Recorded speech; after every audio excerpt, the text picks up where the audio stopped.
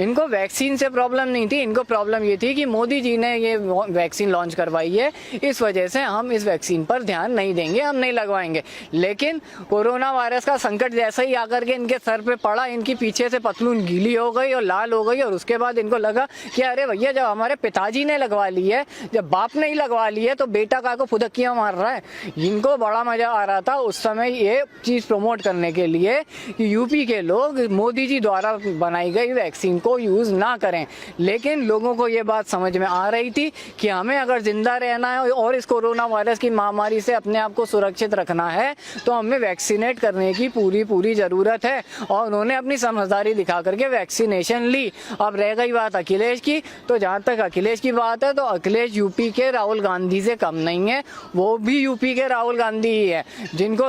आलू के दम पे सोना बनाने की तकनीक पता है। तो अखिलेश जी से मैं कहूँगा कि यूपी के अंदर जब भी गन्ना व्यापारियों ने आवाज़ उठाई थी, उस समय आप नहीं गन्ना व्यापारियों के साथ खड़े हुए थे। जब यूपी में दंगे फसाद होते थे, रेप्स होते थे और आतंकवादी गतिविधियों का अंजाम दिया जाता था, उस समय भी आपके मुंह पे ताले लगे हुए थे। और अभी भी जब यूपी में से धर्म परिवर्तन के नाम पर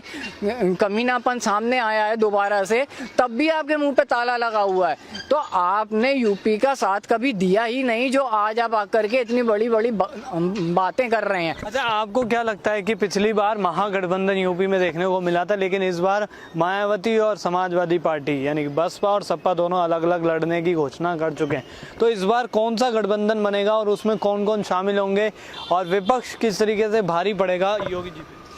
ये सब मिलकर के भारी नहीं बढ़ पाए योगी जी पे, तो अकेले अकेले तो क्या ही सतरंगी माहौल मचाएंगे, ये आप देखने की बात है।